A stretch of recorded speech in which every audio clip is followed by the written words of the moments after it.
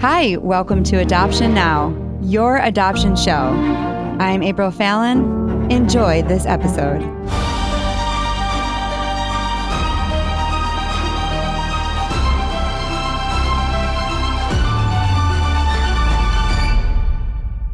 Welcome to Adoption Now, telling your adoption story on your adoption show. I'm your host, April Fallon, and we are in season 7. I hope you are enjoying these stories as much as we are.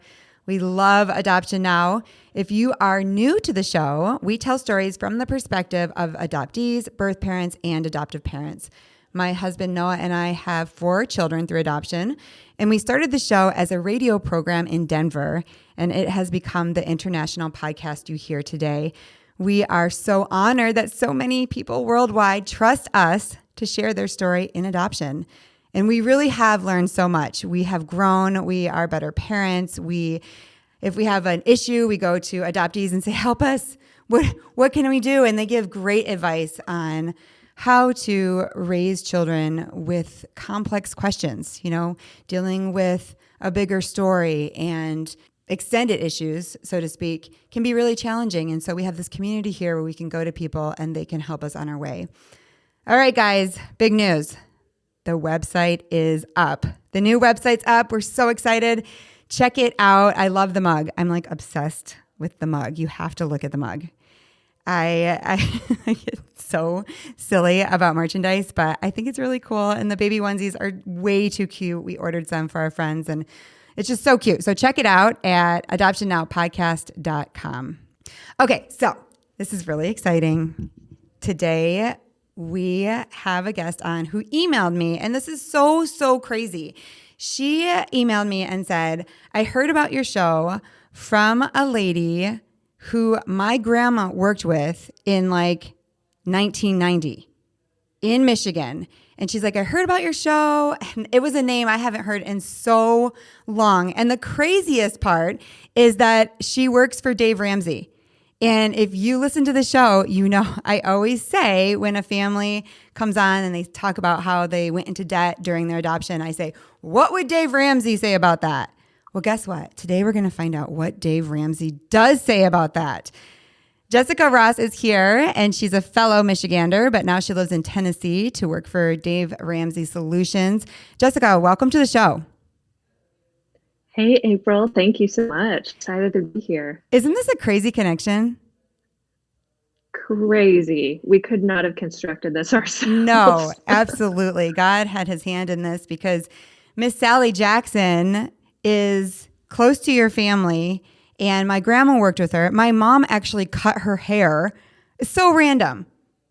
We're talking about such a small world. 25 years ago, like more than that, 30 years ago. I mean, I was a little girl. And here's this connection. We both ended up adopting, and both from Michigan, and just here to share our adoption journey. Like only God could have known that. Exactly.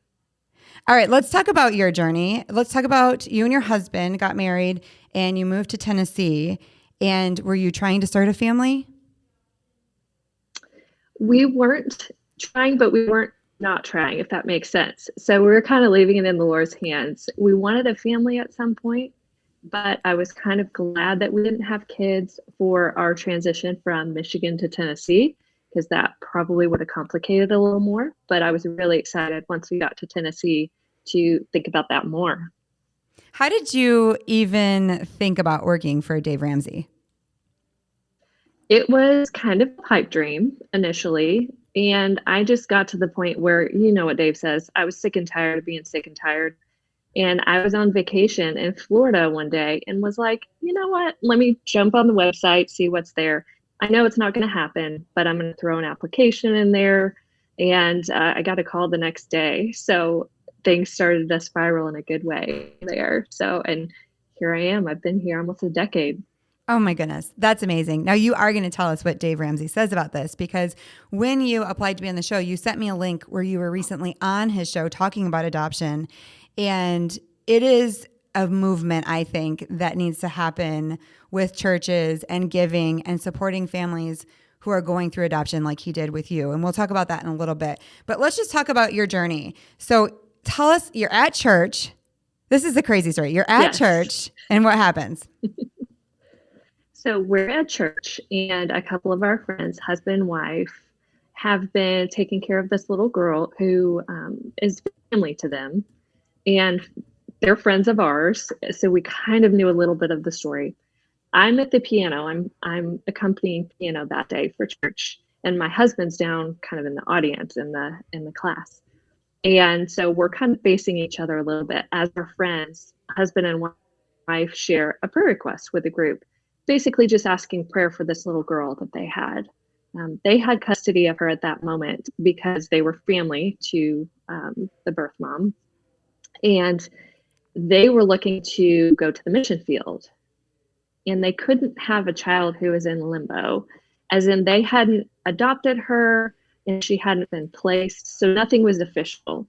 And so their mission board had basically said, you either need to adopt her or you need to find a new home for her. That prompted them to raise this prayer request to the group and basically say, hey, help us. We're either praying that we could adopt her or that we could have a good Christian family adopt her. And it was so funny because I looked down from the piano and my husband and I just make eye contact. And he would describe it a little bit differently. But I looked at him and we just made that connection. We just, the look. And so after that service was over, I went down to talk with him. And my recollection was I basically said, hey, are you in? And he said, yeah, I'm in. Are you in? And we didn't really even have to talk about what either one was talking about. God had laid it on both of our hearts to say, yep, we want to step up. We want to be this girl's mom and dad. I just think this is so amazing because I'm surprised that the family didn't want to adopt her. That's the biggest amazement to me, is that they had her since she was a baby and that they weren't going to pursue adoption, which is pretty rare. Usually if a family member hasn't had her and they get offered, do you want to take this baby? Then they can say, no, I don't think we're ready. But once you have the baby in your home and you love the baby and you're caring for the baby, I'm surprised that they didn't decide to just move forward and adopt the baby. That they were putting this prayer request out. And that just feels like, gosh, that's such a God story, right? That they knew that they weren't going to be the one to raise the baby. What was the baby's name? Her name was Angelica at the time. Okay. And how old was she, did you say? At this point, she would have been 6 or 7 months old. Okay. So you were going to adopt a 6 or 7 month old baby. And now this is where the story gets crazy, everyone. Hold on, because this is not normal. When I ask questions, and I think you get this a lot, but you just got the baby, right? You just agreed. Basically. And then you didn't have to do a home study. Tell us about that. Yeah, so this was in June. This was in the summer of 17. And we had custody by the end of October that same year. So because the child's aunt and uncle, Angelica's aunt and uncle, were family, apparently they could grant custody to us or advocate to us.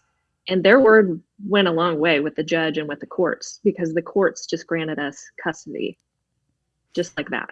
I just can't believe that. Usually that does not happen. You can't just choose where the baby goes. And you would have to do a home study and it would be a whole thing. So what were birth parents saying at that time? At that time, the aunt and uncle, when I say they advocated for us, they were instrumental in talking with the birth parents as well as the courts. They did what they needed to do to say, hey, we know we're not the ones anymore. Here's a clear path. Here's a clear route to a loving family that can give her care until something final happens. So they were already having conversations with birth mom and birth dad and kind of getting them a little more accepting of the idea. And as far as custody went, that went really smoothly. The birth parents were supportive of that. So were you nervous that they were going to change their mind? Every minute of every day. Really? Yes. I was nervous that they were going to change their minds. And I think they did for some things. But I was also nervous that was going to change the situation. I didn't know if they had enough control over the situation or if they could influence the courts. Mm-hmm. But that was probably one of my biggest fears through the process. Okay, why was the baby with the aunt and uncle? They didn't want to Yes. raise the baby? So they definitely wanted to. And I would say that birth mom very strongly wanted to raise her baby. However, when the baby was 3 weeks old, and then again when she was 3 months old, she sustained a life-threatening injury. And both times it was a very similar situation where it caused a brain bleed and seizures as a result. So she was immediately rushed to the hospital the first time. And then when it happened again at 3 months, the hospital recognized that this was a pattern. So that's when CPS stepped in and took her out of the birth parents' home and placed her with family. Okay, so this is an abuse situation, Yes. which changes the complete journey, right? Because Absolutely. now it's about protecting the child rather than a choice per se. Right. Right. Did you recognize that was a difference when you started the journey? Not really. I think because we knew the child and we were starting to get to know her and starting to uncover her story along the way. I think we were just so committed to her, parenting her, that it was almost like God equipping us along the way with what we needed to care for her, regardless of what came up. Because with abuse, there's a lot of things that can happen later on. But at some point, did you feel like with abuse in the mix of that you had, I guess, a better opportunity to continue on with the adoption? Yes, that definitely supported our case. I wish it had supported it stronger. Which is shocking, But right? just, yes, yes, Learning about adoption is crazy, right? it is. Every story is different, but yes, you would think that our case that we were building to, not even against the birth parents or anything, it was just we were advocating for the child. We wanted the child in our home. Right. It wasn't easier because of that. Okay. And how were they related? Was it birth mom's sister Yes, that had yes. the okay? Birth mom's sister, And there's an age birth difference, mom's right? sister, and then It's a little sister, yes, but now you have the baby, and we're like 6, 7 months in, or 8 months probably by the time you actually got her. And what did you do? If you don't have a home study, did you hire an attorney? What were the next steps for this adoption? that's kind of what I was thinking. What do I do? And our first thought was we have this child almost overnight, right? Which thankfully we had the support of the aunt and uncle, we had the support of our church, our friends, my people here at Ramsey. But we basically made our first focus. Okay, we're parents. We should probably figure this out and take care of this baby. So that was always the priority. It almost made it a little harder to take a step back and say, hey, she's not yours permanently. You need to figure out how to make this a forever thing. And so we didn't hire an attorney initially. The child had her own attorney, her own guardian ad litem, who was really helpful in giving us some direction initially. And with the injury she sustained, she also had therapists. So she had three different therapists at the time. So we were leaning on them a little bit. We were leaning on her guardian ad litem, her attorney. And then we were also leaning on CASA, Child Advocacy Services.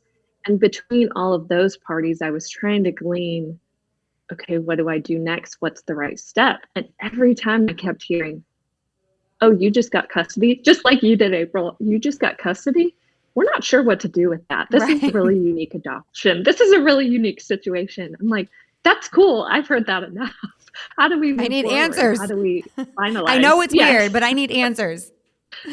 Yes, yes. So my team here at Ramsey, they were so grace filled, and they just had a lot of patience with me because my second full time job became figuring out what in the world I was going to do, what my husband and I needed to do, steps we needed to take to make sure this was a forever thing.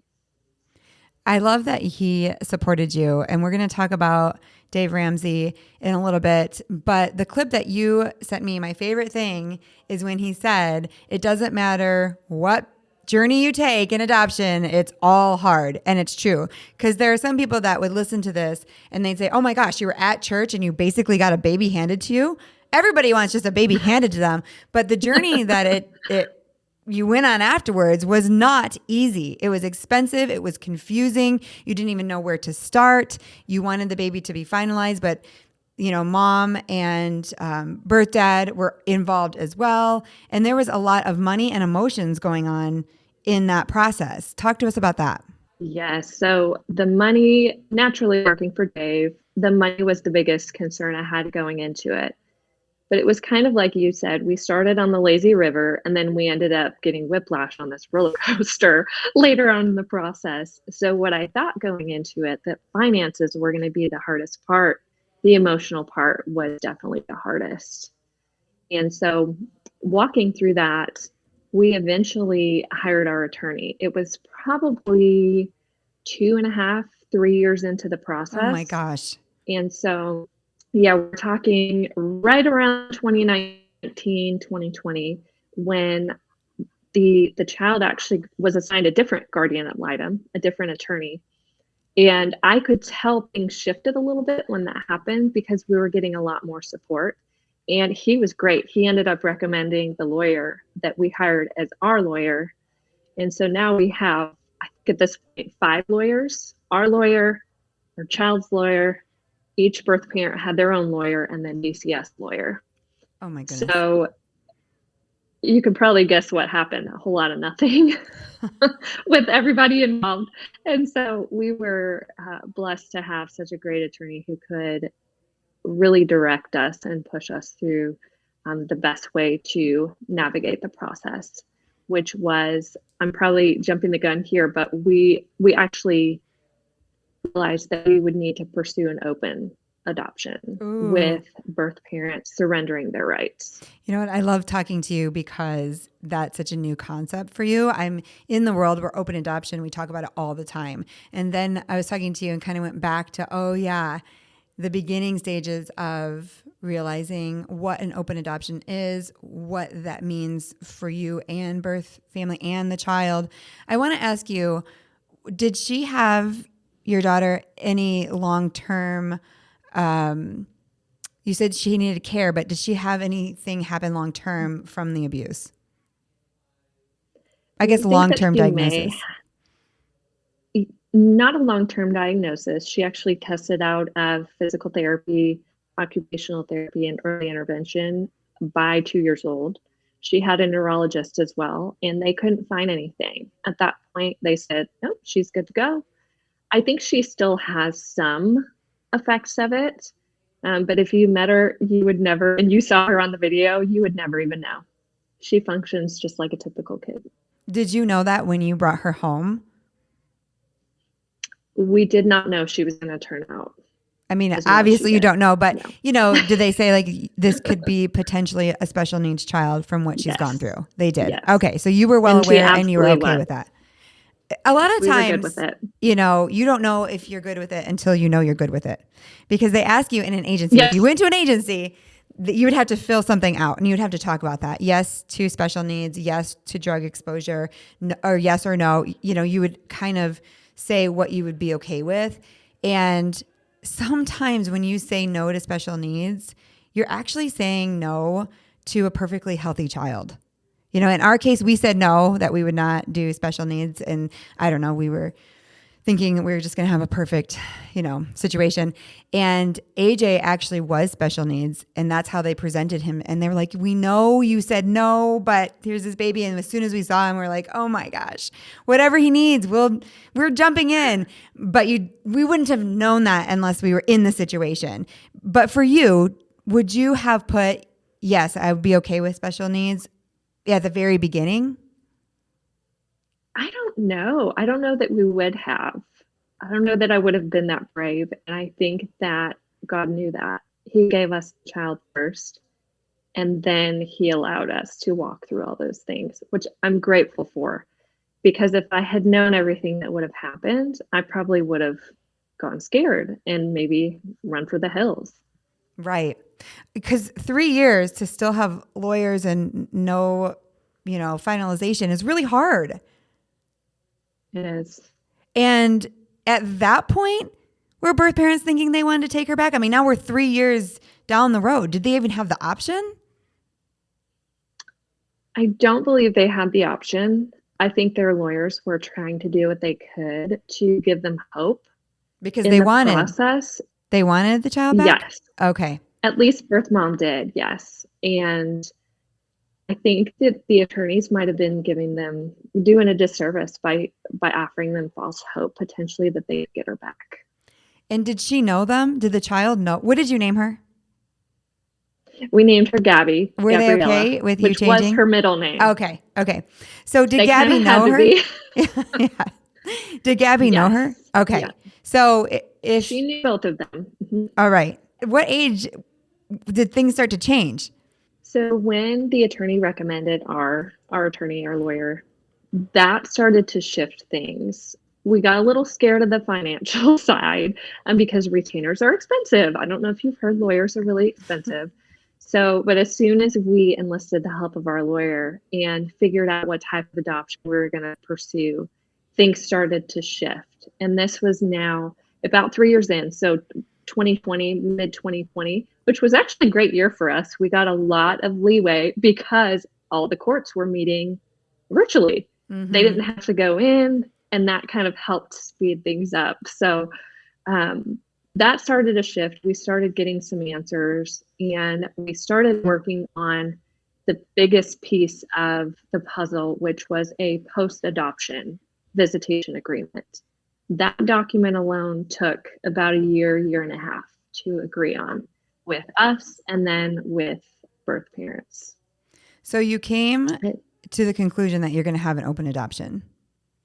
Yes. But how that was going to play out went back and forth for a year and a half? For a year and a half, yes. And we knew what we wanted, but we needed to lean on our lawyer because she'd done this many times, and she just has a way with words, making sure that we feel comfortable and that we know exactly what we're agreeing to, because this is the rest of her life. Mm-hmm. We wouldn't want to agree to something that we don't have any intention of going through with. And we want to honor the birth parents, and it's healthy for her to be able to see them.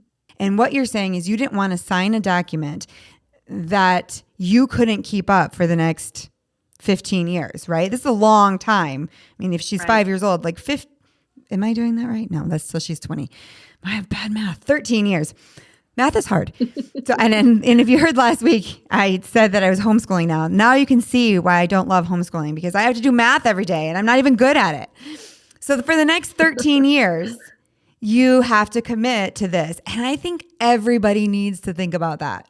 If you say you're going to send that picture every single month, or you're going to allow that phone call, or you're going to allow birthday parties, think about that before you sign. I'm not saying don't do it, because if you're willing to do it, that's great.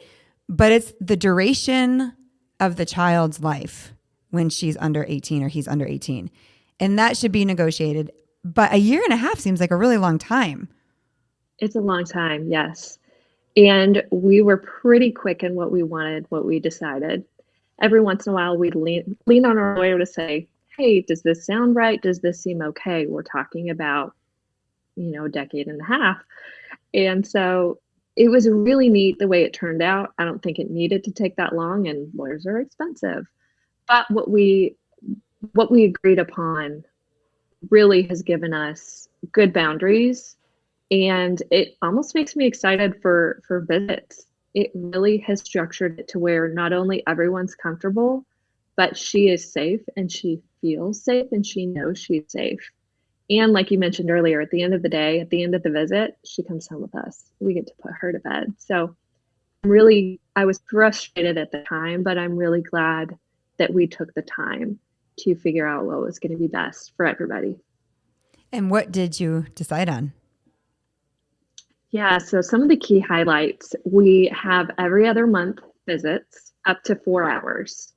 So if we're visiting for 5 minutes, we're still in compliance. But that has to take place every other month as we're able to. We also put in there that birth parents have to initiate visits. And they can't initiate visits for each other. They have to do that on their own, which causes them to take that responsibility. them to take that step, because we're not going to assume they want to see her. I hope that they want to see her, but that needs to be their responsibility.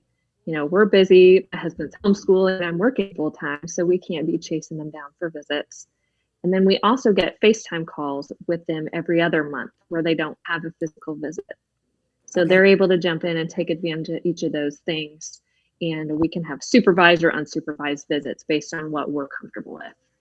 And do they keep up with that? Have they been doing that? For the most part. Yeah. For the most part. Birth mom's like clockwork. I love it. I respect it so much that she'll reach out and say, hey, let's go ahead and start talking about this month's visit. And she's always been really respectful. She's always been really helpful with that. I think what I would be concerned with, and this is always my concern, is not your part, right? Not are you going to fulfill your part? But once the child is used to seeing her birth mom and having her birth mom in her life, and then birth mom decides, I don't really want to do this anymore, 5 to 6 years in, then you have to explain, well, birth mom, is taking a little break. And this does happen where they start their own life, or it just becomes too emotional, or for whatever reason, they stop contacting the child. And when the child is old enough to know they had a relationship and then they don't, that is really, really hard. So as much as it's a lot to continue on with an open adoption, once you've made that connection, it's important to keep it going on both sides, not just adoptive parents. Yeah, that's a great point. And the way Gabby looks at it is like another party. She thinks it's super nice to have it. She gets really excited. We actually have one coming up later this week, and she really looks forward to it. But you're right. I think she would feel something missing if after, 3, 4, 5 months, she didn't see birth mom, birth dad. Mm-hmm. We're really shifting adoption into the next generation, which is not just about the adoptive parent. A lot of times people just talk to the adoptive parent and the birth parent is like over here, right? It's like, oh, well, they made these bad choices, so they're over here. And now we are bringing in the bio parents. And I think for other people, it's hard for them to understand that. And I think that it's an extension of love, and you have this relationship that you do have to cultivate. You do have to respect. And a lot of times people will weigh in and be like, oh, you don't have to do that. She did this or she did that, but you agreed to it. And it's an opportunity for you to also love her and help her in her healing process as well. And for her to know we didn't take away your child. I always tell families to say that. We're not taking away your child. Thank you for letting us raise this baby, but we also want you to be a part of our lives too. And that is a whole shift for the church, for the entire adoption community. I mean, it's like for a lot of people, they cannot wrap their head around that. It just seems like that would be just so terrible. But we're seeing healthy children come out of it, right? It's not the closed adoption. We're not talking about it and we pretend you're not even adopted. You're our kid and that's the end of it.